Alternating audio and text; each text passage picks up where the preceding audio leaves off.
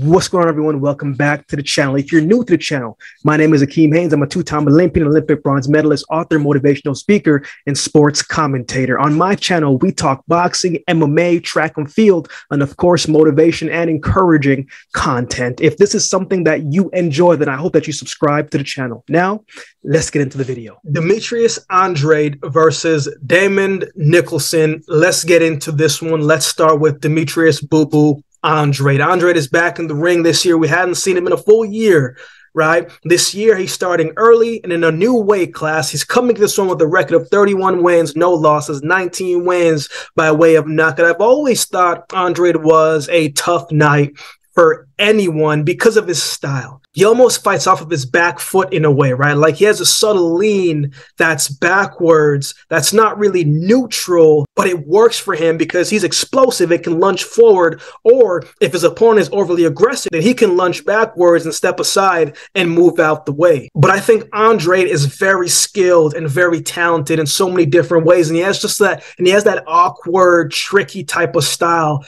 that can frustrate you, right? And it can frustrate anyone if you aren't prepared for it, haven't watched your tape in it to kind of see what he does. In his last fight against Jason Quigley, right, he caught him with a lunging wide hook that might seem like it's a lucky shot or it looks reckless, right?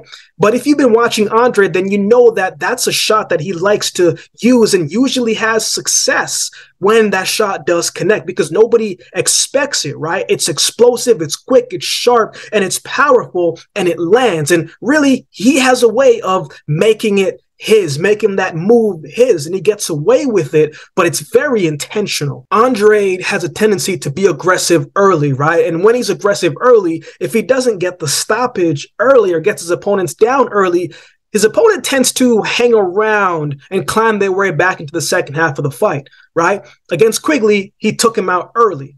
Against Quigley, he was patient and didn't force anything. And really, when he had the openings, he was accurate and the shots looked powerful, but he was patient and he set everything up in order to get that stoppage. But when he comes in over aggressively, right, he doesn't always set it up the best way, to me, in my opinion. Against Liam Williams, it looked like he was about to close out that show early, right? He dropped Williams twice before the third round, but he didn't close out the show. And as the fight went on, it kept lingering on. Williams kept hanging in there and kept coming forward, and Andrade output started to diminish a little bit, started to settle a little bit. And the next thing you know, we're in round 12. Now, don't get me wrong, right? He put a beating on Williams for 12 rounds. Credit to Williams for the heart he showed and his toughness. He had only been stopped once. And I know Andrade got a lot of slack for that performance, but I actually thought that was a very good performance from Andrade, even if he didn't get the stoppage. I thought he fought well on the inside, connected with the uppercuts from close range, and then got out the way, right? Used his footwork to evade Williams and kept the fight where he wanted it to be and where he wanted to go. He did get clipped in the 9th round by a right hand, and I just credit that to Williams for his consistent pressure throughout the fight. And Andrade got a little comfortable and put his hands down a little bit lower than it needed to be. And also, I think the conditioning of Andrade was starting to slow down a little bit as well, too. I think Andrade does a lot of good things inside the ring. He's a guy that can pick you apart if he finds his groove and his rhythm, right? So it'll be interesting to see what he looks like this weekend in a new weight class with more weight to carry in that ring. But it is 10 rounds, so I think that's something to keep into mind as well. Let's talk about his opponent, Demond Nicholson. 26 wins, 4 losses, 1 draw, and 22 wins by way of knockout. I think this is a very good fight for Andrade in this new weight class because Nicholson isn't going to make it an easy fight. He's a tough fighter and he can take a shot.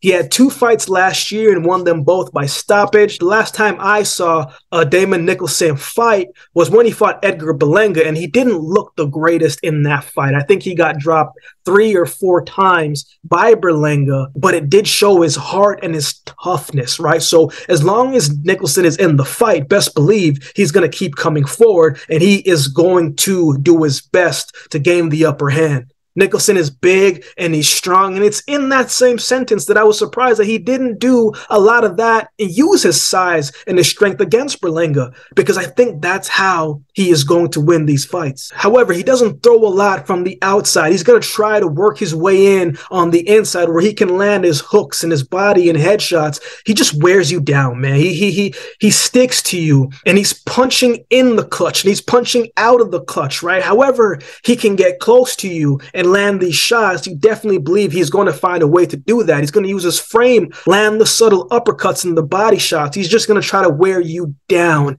and make sure that he is in front of you. And once he sees you tired, once he wears you down, he finds the right opening. And that's when he'll start to land his shots and let his hands go a little bit more, which is what he did when he fought his last two opponents. Against Berlanga, though, for as strong as he looked hesitant and more defensive than anything in that fight. If he was more confident, used his size and his frame, I think he would have had a lot more success against Edgar Berlanga, because he can pop. 22 knockouts doesn't just come with complete ease. He got some pop in his shots, but against Andrade, I think he needs to be more aggressive, and I think he needs to try and close the gap against Andrade early and hopefully cut off the ring to stop some of that movement that Andrade is going to be doing and hit the body. That will help slow down some of that movement as well. So who wins? I'm taking Demetrius Andrade by decision. I think Andrade is going to take his time in this fight. That's when I think he is at his best, right? When he's coming in and he can be patient and not force the fight, but be more accurate and tactical in the fight. And I think that's what he's going to do in this one. It's a 10-round fight, as I said, so I don't think he will tire out. He does have a tendency to slow down going into the 8th, the 9th, and the 10th and the championship rounds, but I don't think he will have that problems in this one, in my opinion. I think he will be able to handle his energy output and put together good combinations, and he will put together a good performance, and hopefully we get to see him 2 or 3 more times this year moving forward. But he first has to get the job done this weekend. I have Demetrius Andrade winning by decision. What are your thoughts on this fight? Who do you have winning this one? Let me know in the comment section below. If you would like to support the channel, there's a couple ways that you can do so. You can like, comment, share, and subscribe to the channel. If you would like to support by way of donation, you can find options in the description below. Also, my Cash App Panda will be on screen as well. Any amount goes towards the growth of this channel and will be greatly, greatly appreciated. So with all that being said, if you've been watching the video this time, then do me a favor and subscribe to the channel, and we'll definitely see you next time.